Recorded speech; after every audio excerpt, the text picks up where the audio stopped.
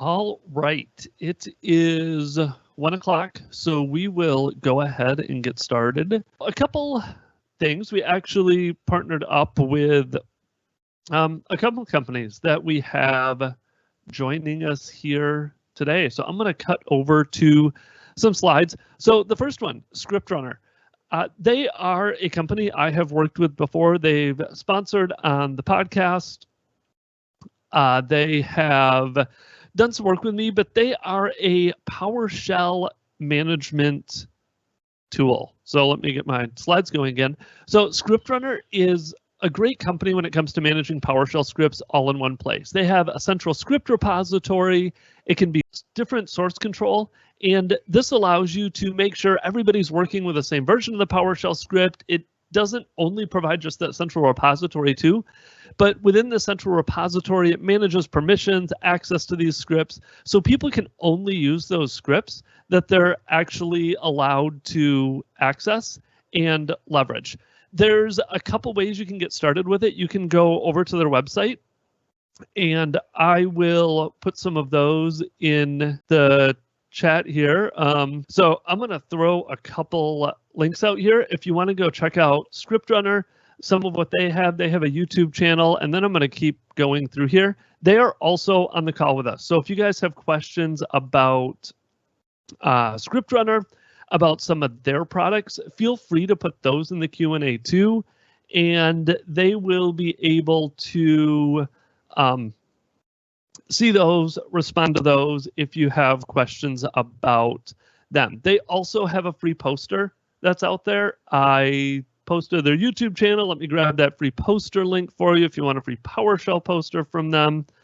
But they have some really good stuff. Another thing that they can do is PowerShell, if you've ever used it to manage something like Teams, Office 365, storing credentials can be a big issue when it comes to running scripts with those stored credentials. They allow you to have Windows credentials stored on the ScriptRunner server, or you can use password servers to store credentials so that when you do run these scripts, you're not worrying about where credentials are stored, where they are, who has access to them, who can see them, etc. And then they also automatically create input forms.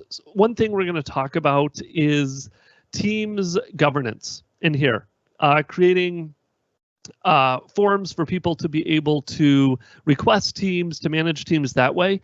Using ScriptRunner, they can automatically create some of those forms. You don't have to worry about a UI, navigate to their web out, fill out the forms, it runs in the background. They also have the backend service that just execute these scripts, runs as an execution policy. So you still have that full admin control. You have auditing so you can see activities, see all the script executions, all of that. And then finally, they have some of these use cases. If you want to have help desk or end users run scripts, you can actually lock certain scripts down to certain users, leverage their tool that way to really give your IT pros that full suite of management tools for your PowerShell scripts.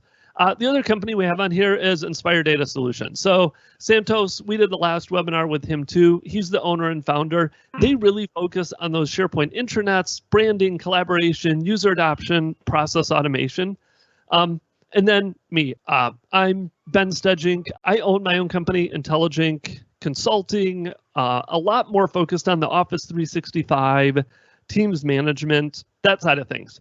So if you're looking for any help with some of the management of Office 365, governance, some of that type of stuff, I also have a podcast. If you haven't heard of it, the Microsoft Cloud IT Pro Podcast, go check out that. Scott, Hogan, and I talk about all things IT pros as it relates to the Microsoft Cloud. I have a blog out there. I'll try to throw some more of these links out here in the chat too as we go. But you guys didn't come here to listen to all of that. You came here to learn about Teams administration. I have a few topics I want to hit on. There is a lot when it comes to Teams administration and what you can do. I'm going to hit on some of the highlights, show you some of the places to be aware of as you administer Teams, as you manage your teams, and then just some concepts you may want to think about as you go through your Teams administration.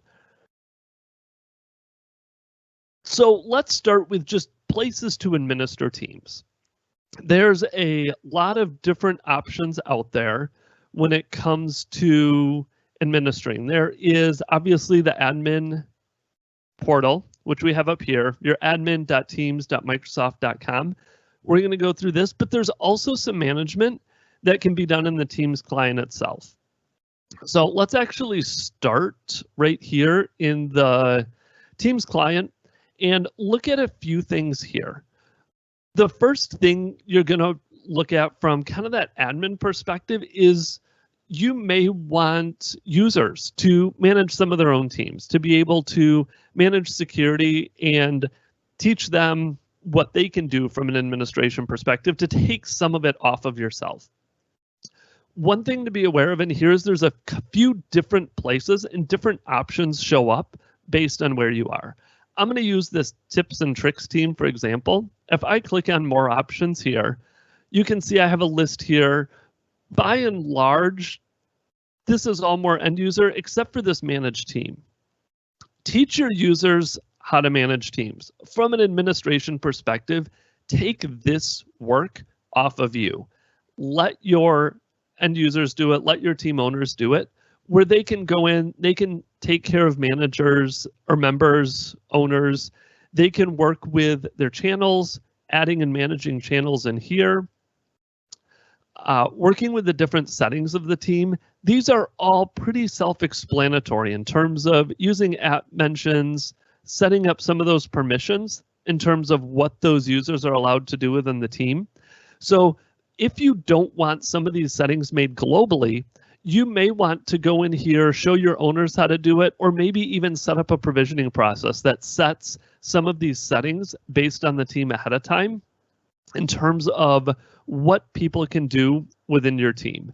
All of these can also be set up in the admin center as some of those policies that we'll look at in a little bit. And then there are some analytics. There's some apps here where you can go manage some of those apps, delete apps from the different teams. One thing that I have found several times is you have delete here, but you also have the option to archive teams. And people are like, well, where is it? This is one of those goofy things that if you click down here by join or create a team and you have your cogwheel, you can click on your cogwheel and this brings up another area to manage teams. It brings up some analytics across all of your teams. There's no data in here. I think if I go back a little more, you can see active users in your teams, different guests, how many people are in them, what types of teams they are. But this is where that archiving and unarchiving a team is. So once you click on the cogwheel, you get your managed teams environment up. You can click on the three options here. This is almost identical to that same menu we had clicking on the ellipses next to it, except now you have that option to archive a team. This archive team can be really nice because you have this option to make the SharePoint site read-only for team members. So when you go through and you archive a team, what you're really saying is, you know what, we don't need it. We want this team to be read-only. Let's kick it over to the archive. The archive. Let's hide it and list it in these archive teams. This same cogwheel is also how you can go in and unarchive a team. So for every archive team, you also have this option to restore a team, which will bring that team back, remove those read-only rights on it, and in that way, you'll get that team back. You can start using it again. I can click on it to restore it, and this team will come back. So this is a way to keep a team around, keep it as read-only, make sure there's not any changes that are going to happen to it without actually deleting the team. Once you do delete a team, it will take a while for it to be fully deleted because deleting a team will go in and delete the SharePoint site that it's associated with, the Office 365 group that it's associated with, and all of those other resources associated with that team and the underlying Office 365 group.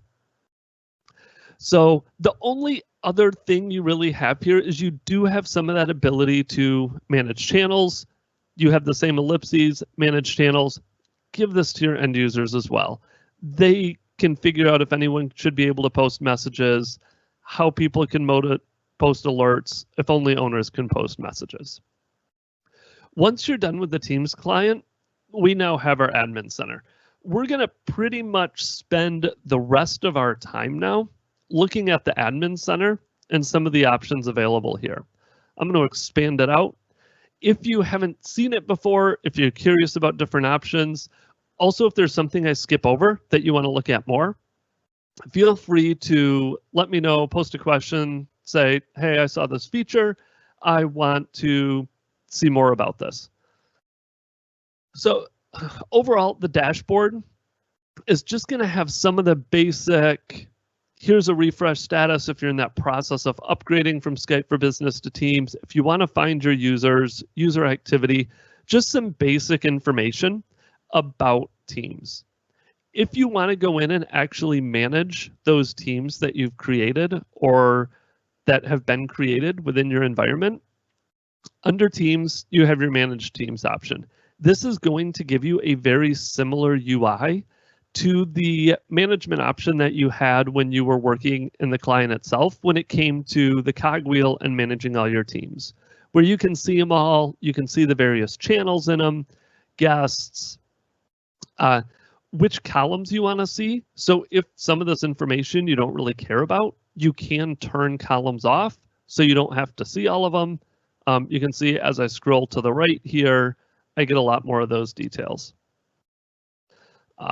Just like with the other one, I can go in and select one of my channels. I have that option to archive it, to delete that team, as well as to go in and edit that team, the picture, name, description, if it's a public or private team, some of those conversation settings, and then channel settings.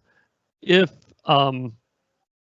you can add or remove channels from these teams, connectors, apps, various settings there around those capabilities with channels. Up until this point, we've seen a lot of this is how you manage an individual team. There is a lot of different policies within these teams that allow you to set these at a global level or set these per user.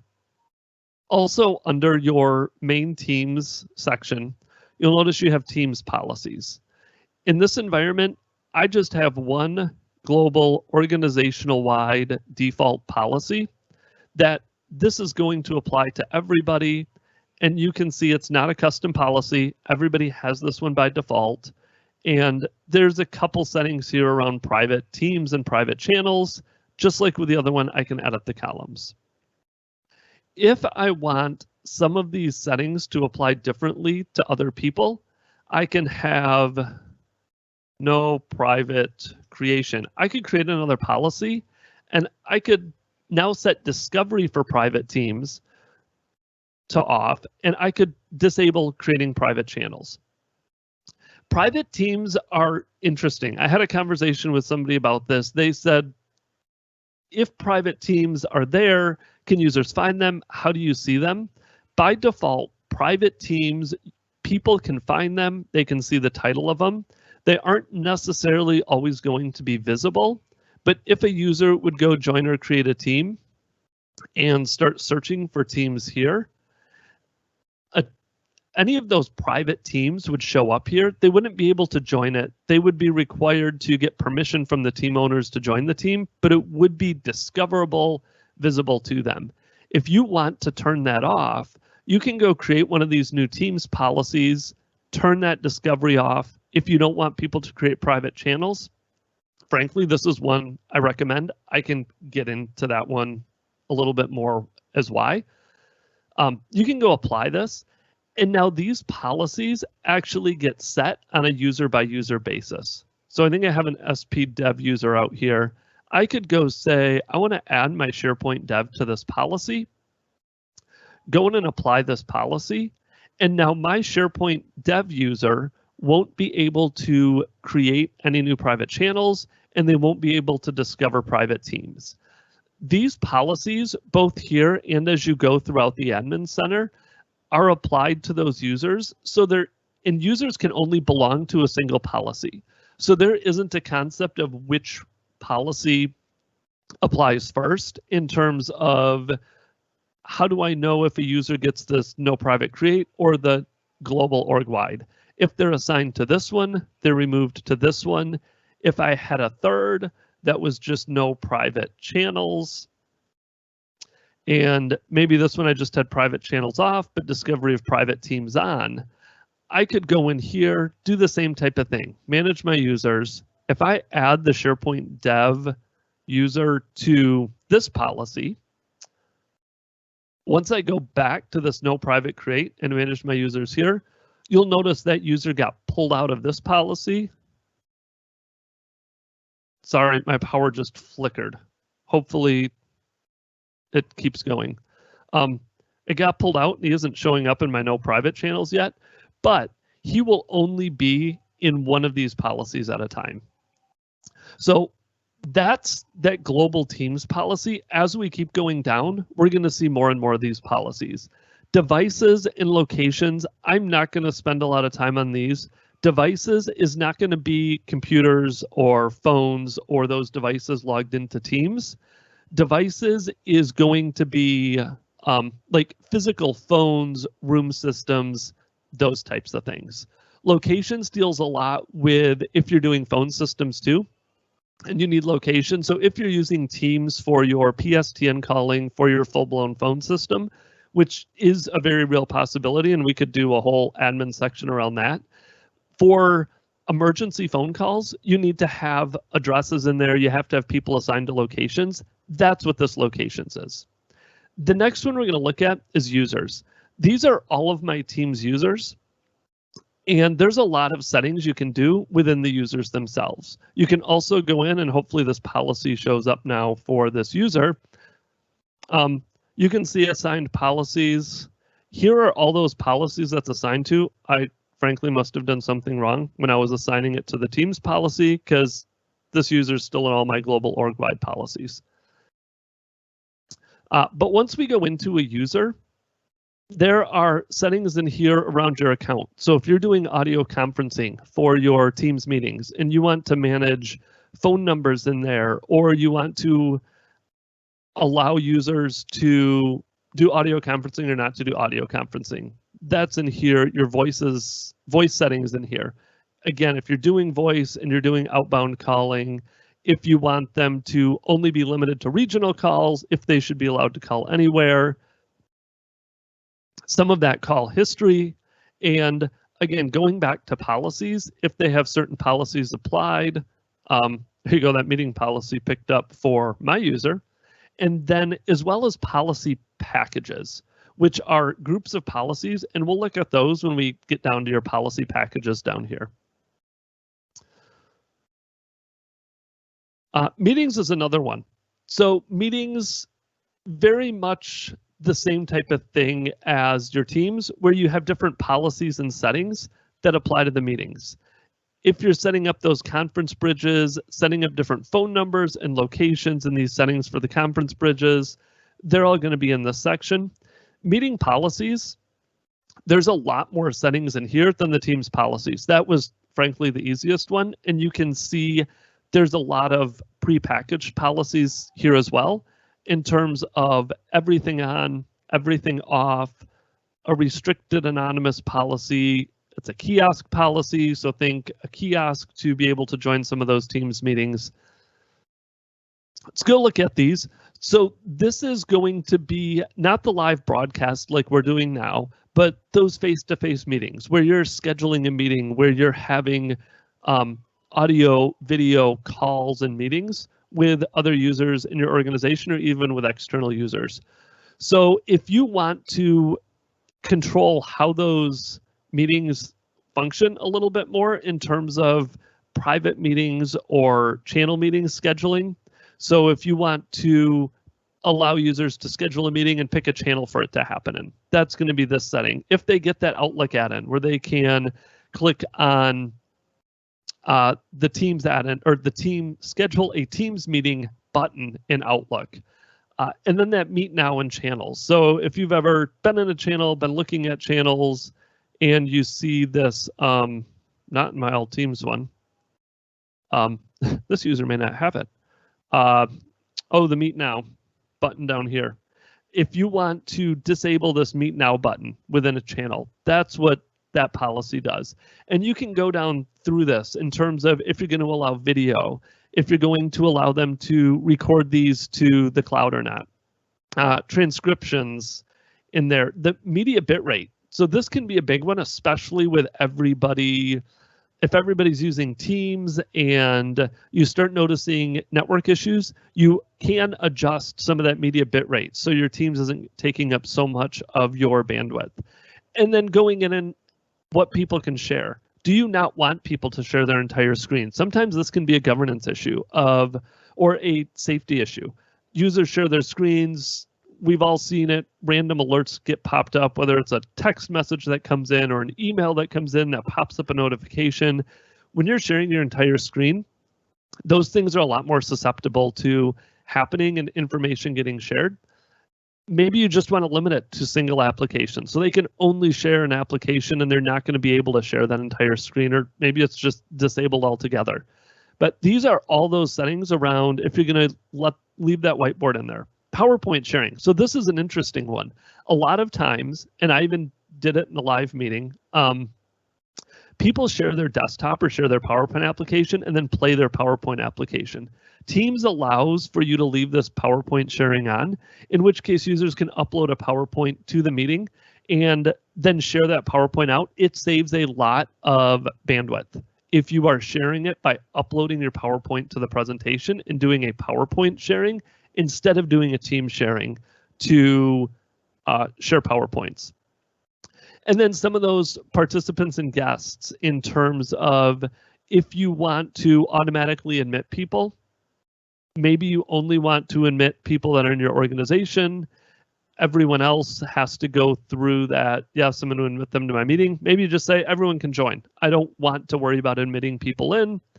Same thing, some of those dial-in user settings, those live captionings, if you want to allow chat meetings. So really think about how you want your users to work within those meetings. And if you want all of this functionality, or if you do want to limit some of it. Some of these meeting settings, just high-level settings here in terms of anonymous users, some of those network settings, some more of those ports for audio and video. This is really going to get into some of your networking if you run into problems with certain ports being blocked. Live event policies. People don't do a lot of live events. We're not going to spend time here. There's some other things I want to talk about instead. But live event policies and settings are going to be much the same as how you saw with meeting policies and settings in terms of what people can do and what people can't do when they produce those live events. Messaging policies can be a big one because different people have different thoughts around what they want their users to do. If you were on the last webinar, or you may have seen it, when I go down here and start chats, I can do things like put in GIFs or stickers. I can use emojis. I can add praise or places. There's a lot of different functionality you have just out of the box with Teams in terms of what users can do in chats. If you do want to limit that, some companies don't want to have all those GIFs and stickers and all of those in their conversations. They want to keep it to more of those business focused. Let's keep it with text. This is where you can set some of those in terms of disallowing Jiffies or what that content rating is. If you want people to post cleaner GIFs, then they might have a tendency to do otherwise.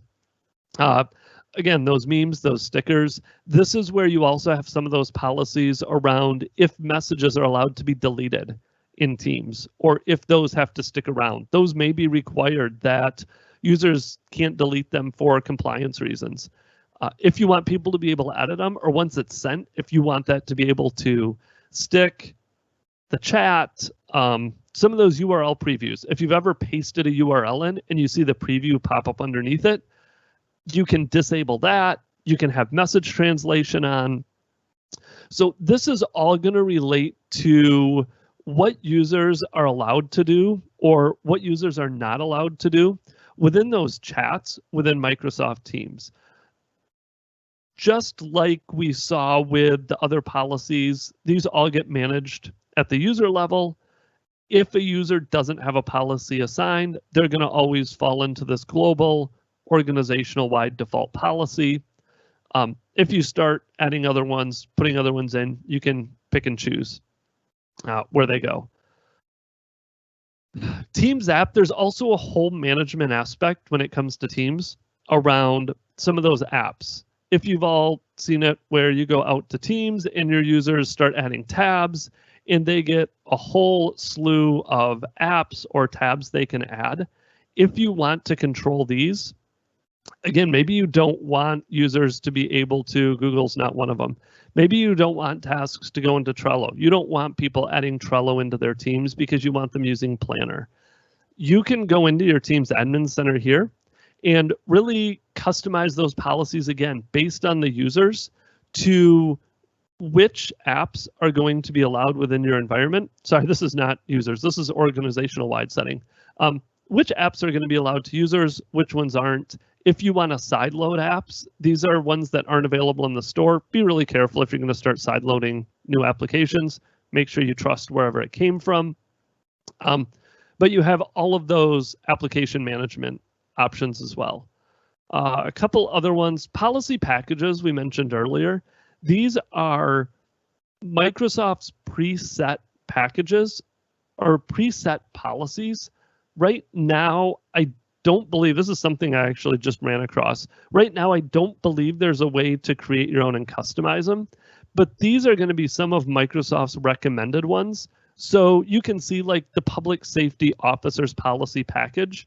They have a policy for messaging, for meetings, for app setups, and for calling that Microsoft is going to recommend for public safety officers. If you go in and assign these policy packages to your users, it's going to go add those policies and then add those users to those policies in all of these different settings that we were looking at earlier. The Teams policies, the meeting policies, permission policies. This is where you can manage those apps on a user by user basis and really fine tune those permission settings around what users are allowed to do with Teams. And again, it's prepackaged, it's out there for you. If you want to get an idea of what some of those recommendations are for different industries, take a look at these. There's also some org-wide settings, and I want to call out a couple of these that it just disappeared on me. Teams settings. I think it's the Teams settings one. By default, this is one to be aware of. Microsoft actually has all of these file sharing options enabled in Microsoft Teams. So your users, once they're in a team, could go over to Files. And if you've never noticed it or ever clicked on it, if it loads for me, there's an option up here to add cloud storage where they could go in and add Dropbox or Ignite or ShareFile or Google Drive. And all of a sudden, while you're trying to keep files in SharePoint and Office 365, users are using Teams, they're using Office 365, but they're just going in here and adding Google Drive to Teams and putting all their files out in Google Drive. That very well could be, again, one of those compliance, those security things. This is one that I think it should be off by default. I want every administrator to know about. If you don't want files escaping your environment, just go turn all these off. If you turn all these off, it is going to use SharePoint, which brings up that point. I have seen this a lot, and all of your files in Teams are stored in SharePoint. There is no Teams files and SharePoint files. There are SharePoint files, and those are surfaced in Teams. So every time you create a new team in Teams, it is creating a SharePoint site. And when you're looking at this Files tab, just like it says open in SharePoint, this is SharePoint. This is a SharePoint library view. These are your SharePoint library and list views right here. Files in Teams are sitting in SharePoint. If you keep files in SharePoint the whole time, you're going to be able to keep them secure. You can use things like data loss prevention policies and information rights management to really manage those files, make sure they're not going to escape, make sure they're not going to be shared with someone they shouldn't. Other than that, there are some other organizational settings in here around how search works in Teams, email integration. You can set up emails to be able to send an email to an email address and have it show up in a channel. There's a setting to turn that on and off. Some of the new tagging settings, activity settings. So just a few high-level team settings there. Really, this files from an administration standpoint, again, is the biggest one to pay attention to and know about here. External access and guest access is another one. These are two different ones, and this is another one of those topics that can get confusing in Teams. External access is, can my users go into Teams and communicate with other Teams users and Skype for Business users that are external? For instance, can I go into Teams, start a chat, and get this right here, this external user, not the guest user, but external. So external, I'm sending a message, it's going to their Teams environment. They have no account in my environment. They're not in my environment at all. This is just a plain old send a message to somebody that's external. If you don't want users to be able to message external users, that's going to be these external access settings. And then Skype users are going to be commercial Skype. So this Skype right here, any user went out and downloaded it, they installed it. They're using their personal email address for Skype.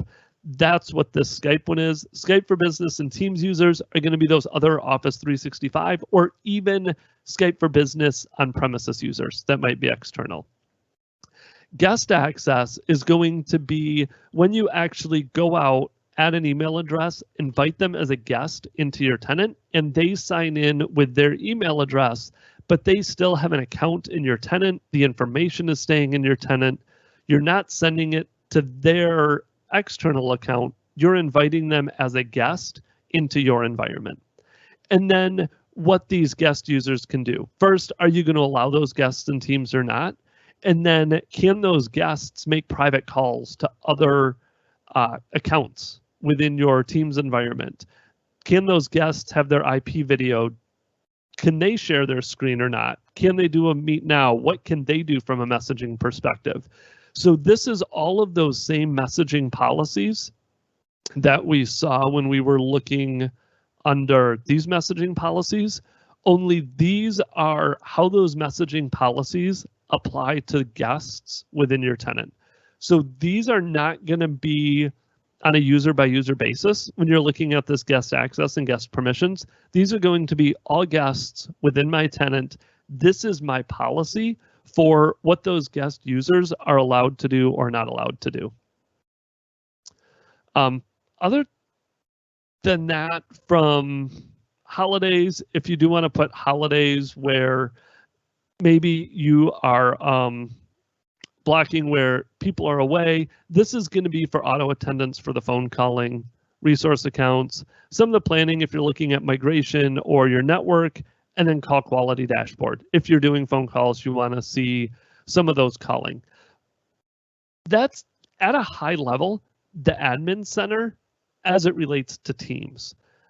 For the next few minutes, there's a couple other topics I wanted to hit on. Some people ask about policies and governance around Teams, and this also kind of ties into private channels. I'm going to talk about private channels first.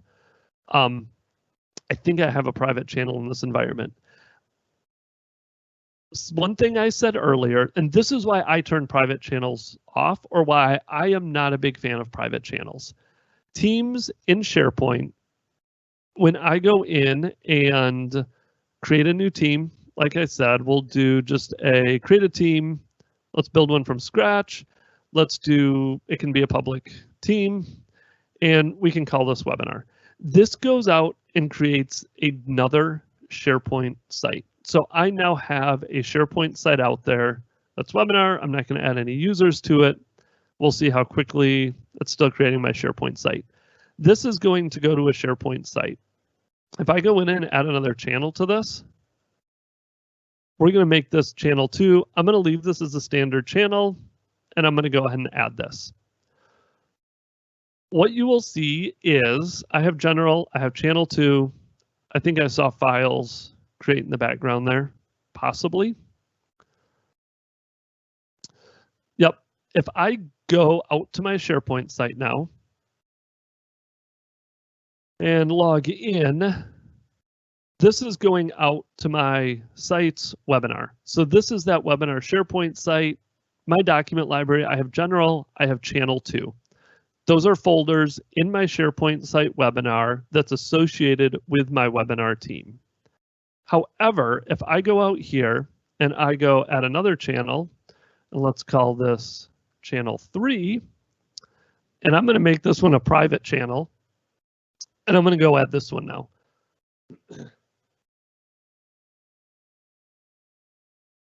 I'll skip my user creation here, and it is now a private channel. If I click on files, we'll see if this one comes up.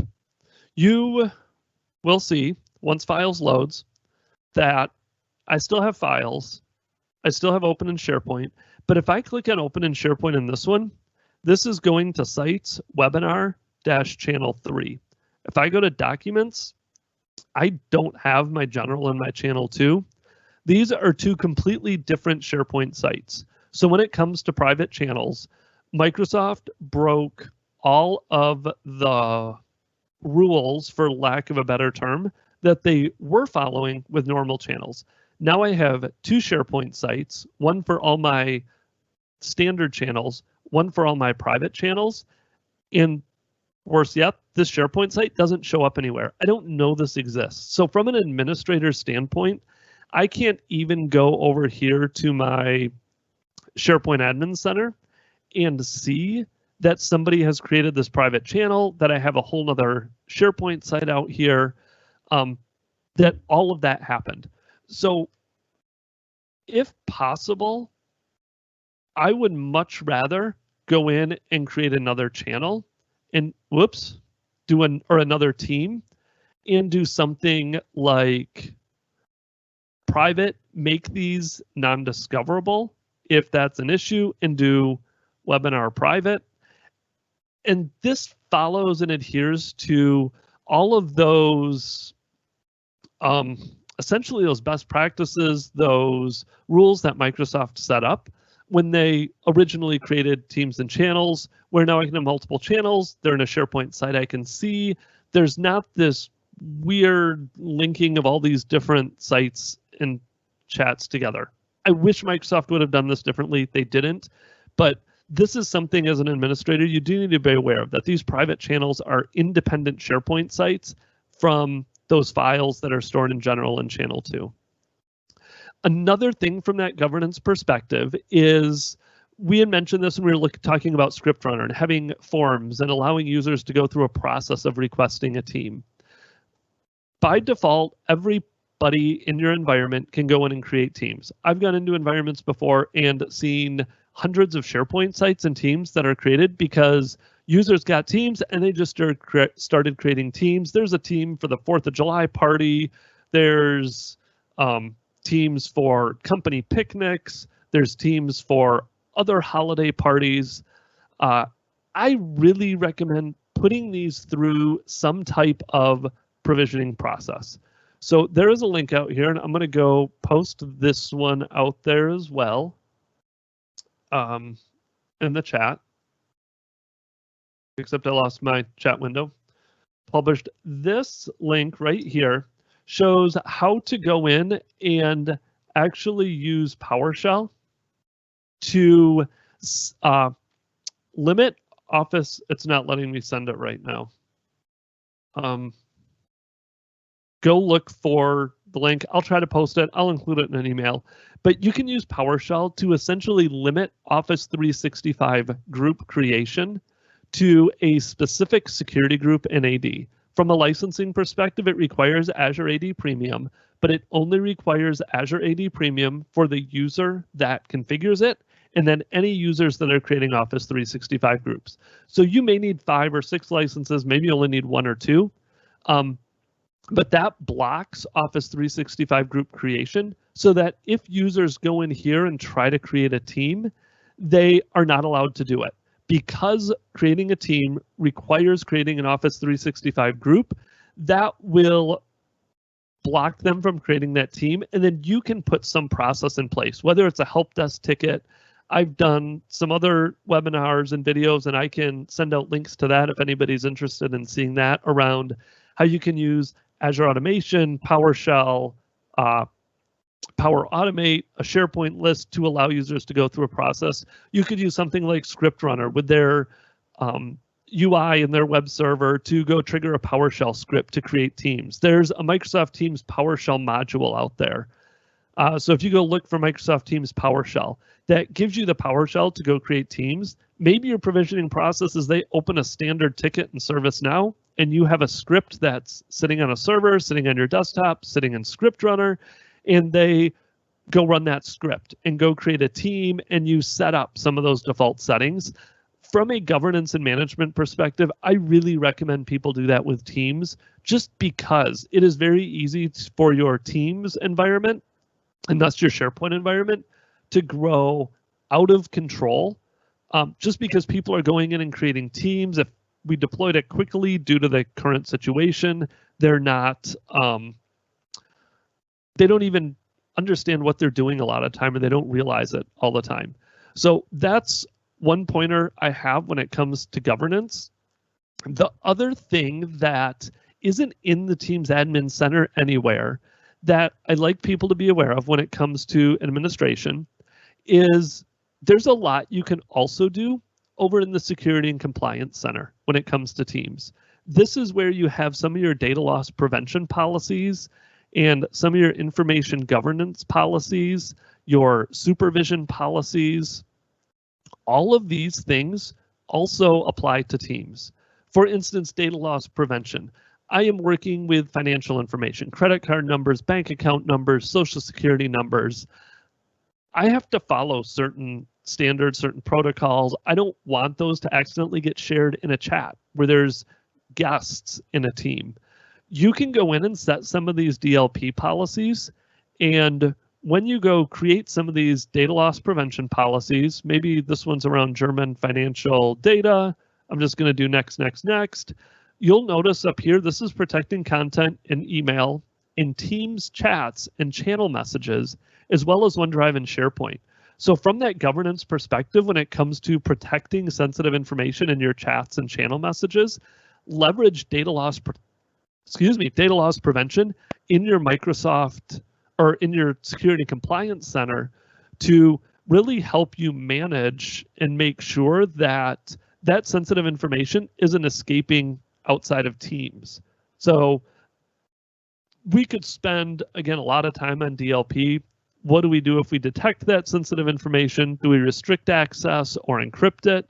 We can block people from sharing that content. We can encrypt email messages, send those incident reports to your admins so that they know what's going on. I don't have my protection settings set up, but set those data loss prevention policies to protect that team's information. Same type of thing with your information governance. Retention policies around those Teams chats. Teams chats may have to be retained for a certain amount of time because of the information that gets shared in there, especially as people talk about moving away from Exchange and email internally and doing everything in Teams chats. You may need to make sure that certain chats and conversations in Teams are retained for certain periods of time. Another nice one, and I won't lie, I can't always remember what all SKUs these are in, what licensing you need for some of these, but you also have supervision, where this is looking at third-party communication and reviewers and make sure that these communications are staying compliant. You don't want people bullying in Teams chats, or you don't want people using inappropriate language in your Teams chats. This is a way to go in and set up, I'm going to have to go fill a bunch of fields out, but set up that way to, let me add myself in, and do next, to watch some of those internal conversations. This also, again, applies to email. You can look for sensitive information in here, use a data match model. Right now, they just have offensive language. I can see them coming out with more and more data models in here in terms of what type of language they're going to look for, so that you can review it. You can remove it if you need to. You can address the situation with employees that are posting inappropriate chats in Teams. But again, another one of those that doesn't necessarily show up in the Teams Admin Center, but very much applies to that management of your Teams environment from an administrative perspective. Data privacy, e-discovery, your audit log is another one that's in here. If you do want to look at some of those Teams activities, you can search your audit log. Go find your audit log search, look for this. This is also going to contain a lot of those Teams activities in terms of users signing into Teams, devices getting blocked, if people are changing configurations of Teams. Something else that from an administration perspective, if you want to go look at what happened. I had a question on a Ask Me Anything I was on the other day where someone said it looked like another user signed into Teams as someone else. What happened? You could go look, and users signed into Teams will give you information about the computer, the IP address. You could track down, did somebody's credentials get compromised and somebody signed in from a device they weren't supposed to? What actually went on there? This can help you drill down into some of what happens within your Teams environment. Other than that hits a lot of the high levels.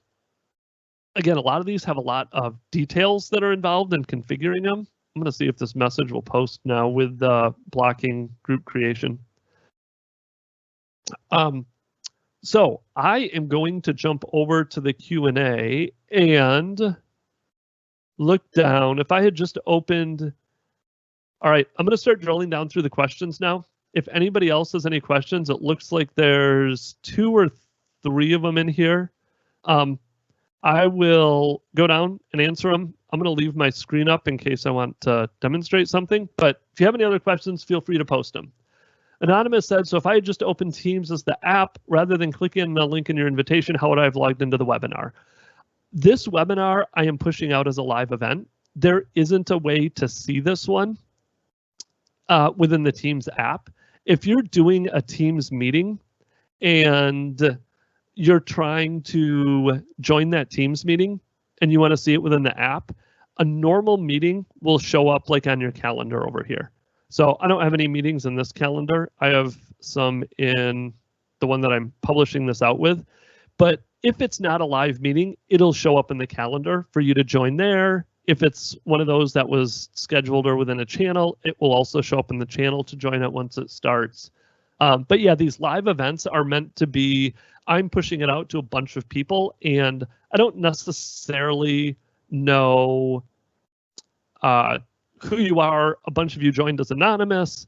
That's the difference between those live events and just a normal meeting. So like this one, I actually went up here and I did a live event right here, which is what we're doing for this one. Jeff, how to configure so only certain IT staff can create channels or teams? That goes back to what we talked about at the end there. And if you need this link because it doesn't seem like it wants to post, I can send it to you, but block your Office 365 group creation, set up the IT in a security group so that only they're allowed to create those teams, and then go into some of those policies, those team settings and team policies, and then just block channel creation for all of your users except those IT staff that you want to be able to create those channels. Good, everybody can hear me. Can we track which user in our environment have installed and used Teams?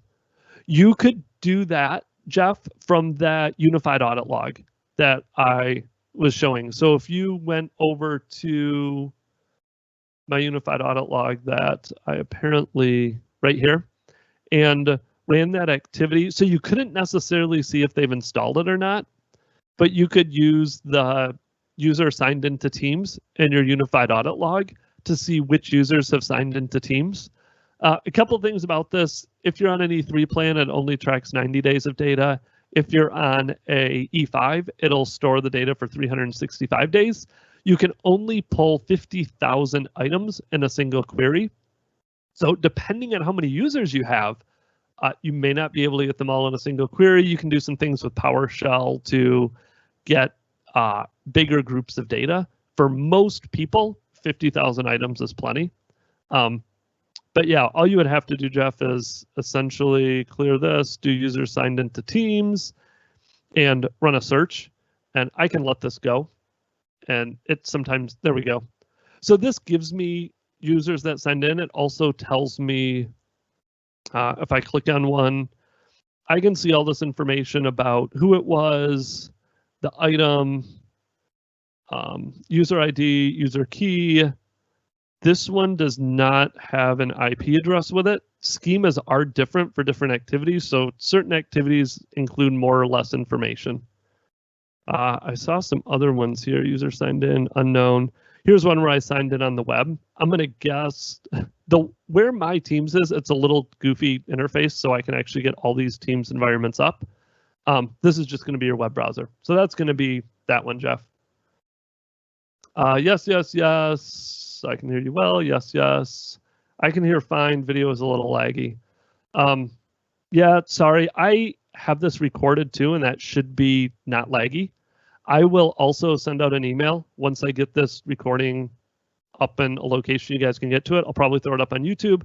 I'll send out an email to everybody that registered with a link to go watch it on YouTube if it was a little laggy. Tina, we are a nonprofit, staff of 4. We have various committees and boards that are not staff. Can we use Teams with them? If so, how would I invite them? It doesn't allow me to add them. Tina, if it doesn't allow you to add them, that could be your admins, or it could be one of these guest policies set up under external access. You can, not external access, guest access. This allow guest access in Teams. Make sure that's on. You can most definitely use Teams with them. Teams is similar to SharePoint in that you can have an unlimited number of guest users. To invite them, it really is, if you have a team and let's say like this webinar team, I wanted to add people to, if I go in and add people, and if I can find an email address that I haven't already invited, that one's a guest. It would just be type in their email address here. We can just do test at, shouldn't be anybody there. If that's all set up and it's allowed, it should just be typing in their full email address, add them as a guest, go ahead and click add. And then it's going to go send them an email and they're going to have to accept that guest invite, click on it, go ahead and log in. And there is no limit to the number of guests you can have in it. So even though you only have a smaller staff, you could still add 20 or 30 guests if you want to. But yeah, that admin center, go check your admin center for that allowing guests. Donnie, what are Giphies? Giphies are these things right here. You got this. Some people get annoyed by them. So yes, that's what a Giphy is. Jiffy. Is it Jiffy then? It is GIF. I have looked that up before. Question about compliance and messages. Have you seen a lot of orgs let chat be persistent and govern them using DLP policies and with sensitivity labels versus deleting them using a retention policy? Yeah, that's my tendency, Ethan. It becomes too hard, especially as Teams gets bigger, to actually police that and try to delete them and keep an eye on them. And retention policies are from a legal perspective. I need to be able to go back and search all of the conversations that happened. Stock market is a perfect example.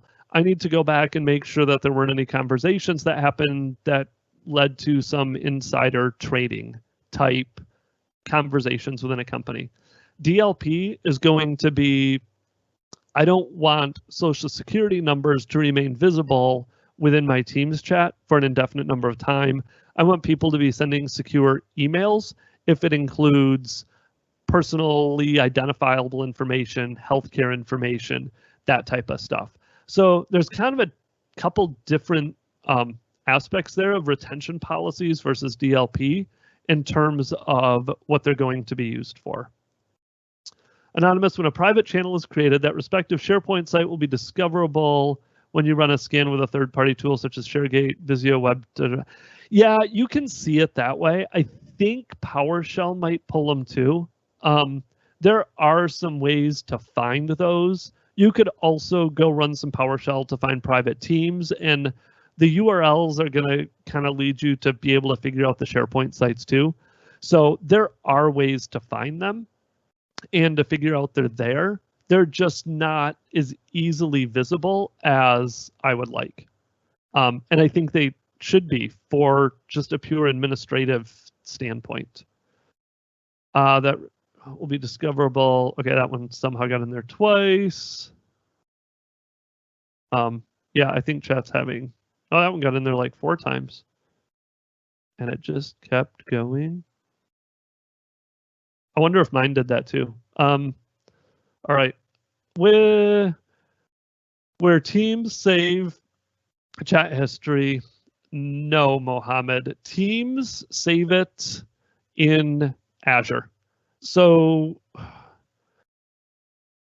there's a lot of stuff you can't see. Chat history is going to be saved in like an Azure file share. There's some hidden location out there that Teams uses on the back end to save conversation history. If a team gets deleted and you have, say, like retention policies on so that conversations have to get retained, they will actually get retained in an Exchange mailbox so that if a team gets deleted, the chat history gets deleted and those chats have to be retained for retention purposes, they'll get saved off in Exchange so that when you do like an e-discovery search, you'll be able to pull those conversations that have retention policies on them. So that's, and Siva, same thing there.